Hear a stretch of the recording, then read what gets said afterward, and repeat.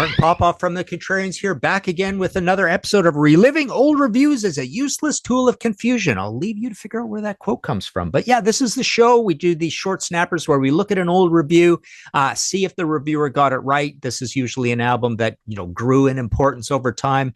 We're hearing it fresh. And speaking of hearing it fresh, I think I've decided what I'm going to do with these is I'm not going to check the review ahead of time. I'm just going to read it cold. I think my reaction is better. So this is almost like a standard reaction video. So I'm reacting to these reviews. I've read these reviews probably years ago or whatever. Maybe I've quoted them in my books or whatever. But yeah, today is a review by Alan Neester in Rolling Stone magazine. This is a review of Kiss Alive. Or Kiss Alive, or Kiss Alive, ! Whatever you want to call it. By the way, they left off the exclamation mark, so he doesn't even get the title right. He even calls it Kiss Alive. He doesn't even call it just Alive! But anyways, let's see what he has to say about this, whether he gets it right back there in 1975. Okay, so what Alan says is Kiss on stage could possibly be mildly entertaining for about 10 minutes, but on record, minus the impact of gaudy painted faces and stage theatrics, the band must be judged solely for its music. Ooh, I don't know where this is going to go. But it's pretty crazy to say that they are entertaining for about 10 minutes.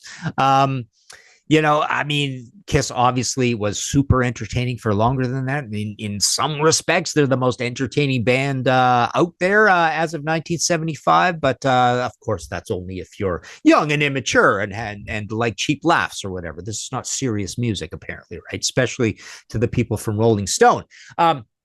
Okay, let's see what Alan says. It's awful, criminally repetitive, thuddingly monotonous. And like the legions of equally talentless bands across the country, Kiss attempts to get by on volume and tired riffing.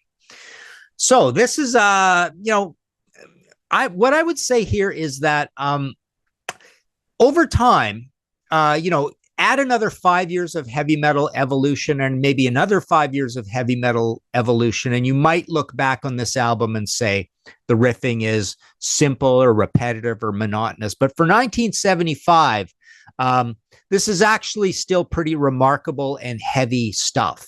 I recently did a History in 5 Songs with Martin Popoff episode about the heaviest albums of the 70s. And I think I did one on the heaviest live albums of the 70s, and then came to the conclusion, if you combine the two, Unleashed in the East is by far the heaviest album of the 70s. But I was quite impressed going carefully through Kiss Alive again and realizing how super heavy it is for 1975. I think it is totally a heavy album. So he's kind of complaining a little too much about this being not fresh or repetitive. I mean, this is, like I say, this is pretty heavy metal for 1975.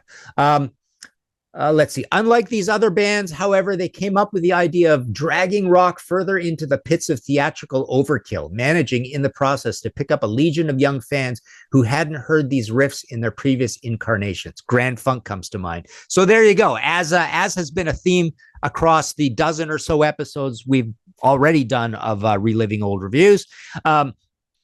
Grand Funk is mentioned. Grand Funk seems to be something everybody compares to, but nowadays people have more or less forgotten about Grand Funk, and they're really not that heavy. I've never thought they were that heavy. That's a whole rant episode one day. But you read any of these old reviews, especially from the early 70s, they're invariably going to compare them to Grand Funk. So it's insane to say you've heard all these Kiss riffs on Grand Funk albums. I bet if you really checked, there might be 3 or 4 things that might be semi-similar. But no, you haven't heard these sorts of riffs on Grand Funk albums. You would actually, even though Kiss and Black Sabbath aren't remotely comparable at all, you'd actually probably be able to line up more riffs with Black Sabbath riffs off of this album. Or, just say that they're sort of in the same wheelhouse, vaguely doomy or whatever, slow, sludgy, whatever you want to call it. Okay, that Casablanca has decided to promote the band as new bad boy teen idols is obvious from the packaging, a glossy full-color multi-page insert showing all the Kisses in close-ups and a suitably trippy letter from each. in brackets, Dear Earthlings, when I play guitar on stage, it's like making love, love Ace. So yeah, there you go. Yeah, weirdly, it ends that way. I looked a few pages forward. I couldn't find any continuation of this review. So I think that's the end of it. And it's at the bottom of a page, so it probably is. But I mean, he's getting it right. That this is, marketed as bad boy teen idols. I don't know if it's particularly marketed that way, but that's who's obviously going to pick up on Kiss. So it's getting that right. But, to ascribe too much scientific thinking by Casablanca to it is I don't think there's particularly a target involved. It's like, yeah, this is awesome. Let's just make something awesome. And I think that's what Kiss Alive is. Obviously super important record in the history of rock and roll. So like I say, you can get my Kiss at 50 book at martinpopoff.com. Let us know in the comments below what you think of this review by Alan in Rolling Stone about Kiss Alive. Contrarians, we've got Ko-Fi merch, all that stuff. Subscribe, like, everything. Let us know. We'll talk to you again next time.